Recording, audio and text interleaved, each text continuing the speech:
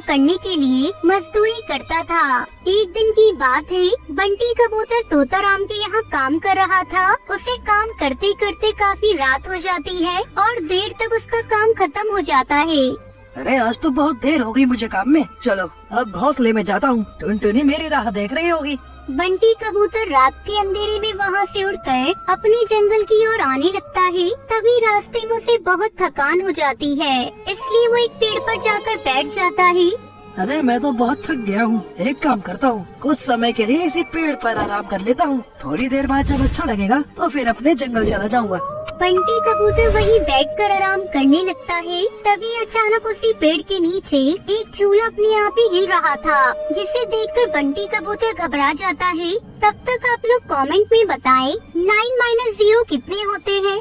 अरे ये क्या, ये झूला यहाँ कैसे? यहाँ तो कोई भी पक्षी दिखाई नहीं दे रहा। फिर ये झूला अपने आप कैसे हिल रहा है? हो सकता है हवा के कारण हिल रहा हो। चलो मैं भी इस झूले पर थोड़ी समय के लिए झूल लेता हूँ, थोड़ी थकान तो कम होगी।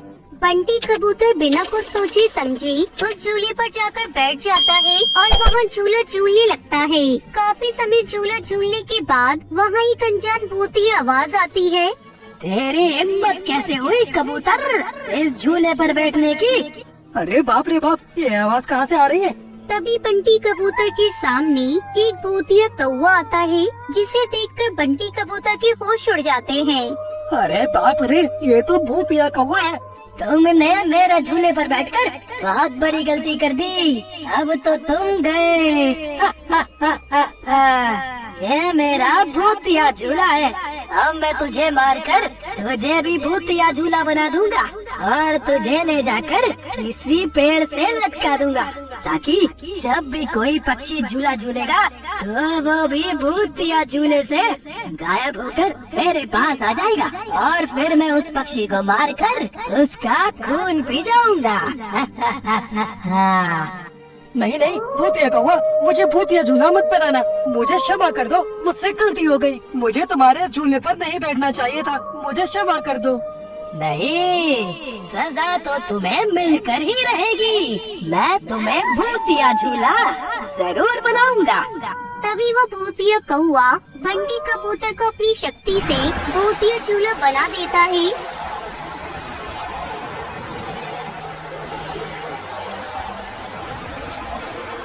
और उस भूतिया झूले को ले जाकर जंगल के एक पेड़ पर लटका देता है। अगले दिन सवेरे, अरे ये बंटी कबूतर अब तक घोंसले में क्यों नहीं आया?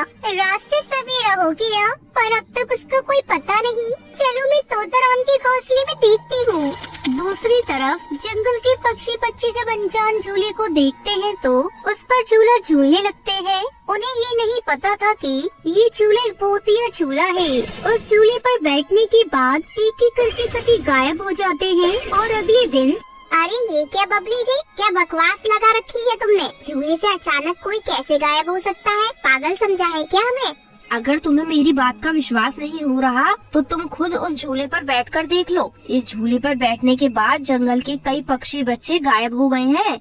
अच्छा ठीक है, मैं तुम्हें अभी इस झूले पर बैठकर दिखाती हूँ।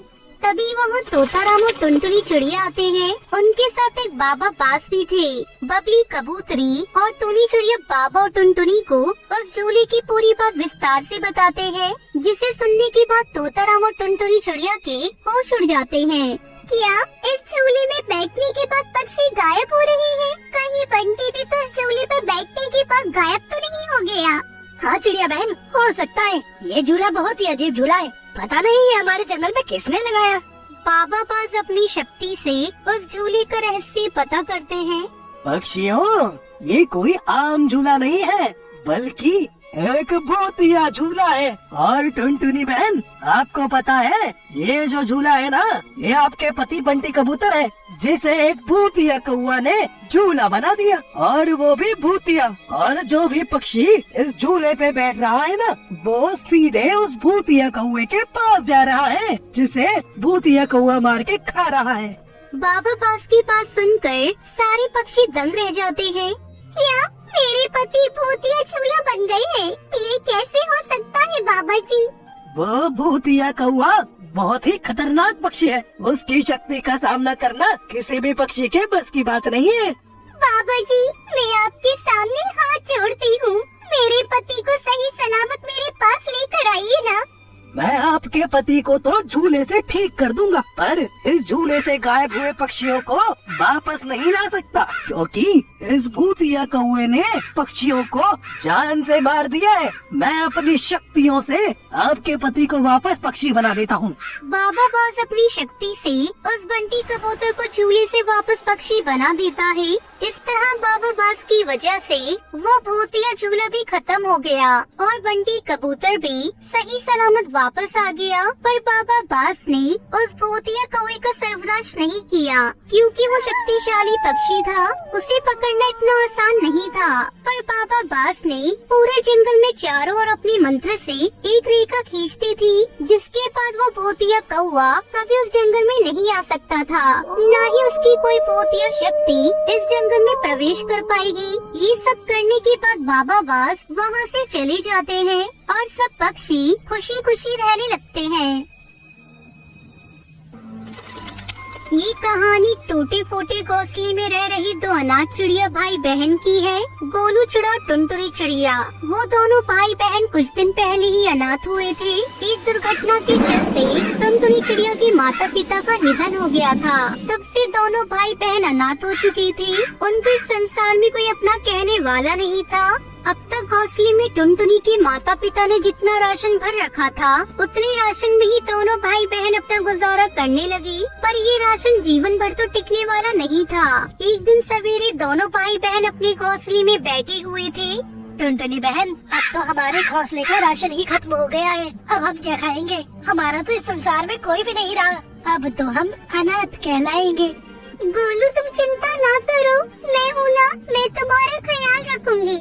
मुझे पता है पिताजी कहाँ कार्य करते थे। आज मैं उसी जगह जाकर वहाँ किसी पक्षी के सामने हाथ जोड़कर विनती करूंगी कि वो मुझे भी पिताजी की तरह कार्य पर रख ले। अगर मैं वहाँ कार्य करने लग गई तो हमारी सारी समस्या दूर हो जाएगी और फिर हमें भूखे रहने की नौबत नहीं आएगी। पर टुनटुनी बहन, हम तो बहुत छोटे हैं ना, आपको वहाँ कोई भी कार्य नहीं देगा। कोशिश करने में क्या जाता है छोटे, एक बार कोशिश करके देखते हैं। ठीक है बहन, मैं भी आपके साथ चलूँगा। दोनों भाई बहन अपने घोंसले से उड़ते हुए एक घसीटा कौवे के घोंसले में आते हैं, जहाँ टुनटुनी का पिता कार्य करता था। अरे कौन हो तुम दोनों? मालिक, हम टुन्नू चिड़ों के बच्चे हैं। तो मैं क्या करूँ? नाचूं, भौंकूं? यहाँ क्यों आए हो? मालिक, हमारे पिता के जाने के बाद हमारा जीवन बिताना बहुत मुश्किल हो रहा है। हमारे भूखे रहने की नौबत आ गई है। मगर आप मुझे कोई काम दे देंगे तो आपकी बड़ी कृपा होगी। इतनी सी तू है, तुझसे क्या काम होगा? चल भाग यहाँ से।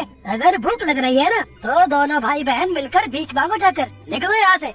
मालिक, ऐसा न कीजिए, हम बड़ी उम्मीद लेकर आपके पास आए हैं। हम अनाथ बच्चों की सहायता कीजिए। हमारे पिता ने आपके पास इतने समय तक कार्य किया है, हमारी कुछ तो सहायता कीजिए। तभी घसीटा को वो गुस्से में आकर गोलू चिड़ा को एक जोरदार थप्पड़ मारता है। चल निकल यहाँ से। अगर आज के बाद मेरे घोंसले के आसपास भी मंडराए ना, तुम दोनों की जान ले लूँगा, जान। निकलो यहाँ से। घसीटा को वो बड़ी ही बेरहमी से मारता हुआ गोलू टुनटुनी चिड़िया को अपने घोंसले से बाहर ले जाकर फेंक देता है। दोनों भाई बहन रोते रोते अपने घोंसले में आते हैं। जब वो अपने घोंसले की ओर देखते हैं तो वहाँ एक बिल्लू बिल्ला बैठा हुआ था। अरे, आप कौन हैं और आप हमारे घोंसले में क्या कर रहे हैं? ओए चिड़िया, कौन है तू? ये घोंसला मेरा है और मेरा ही रहेगा।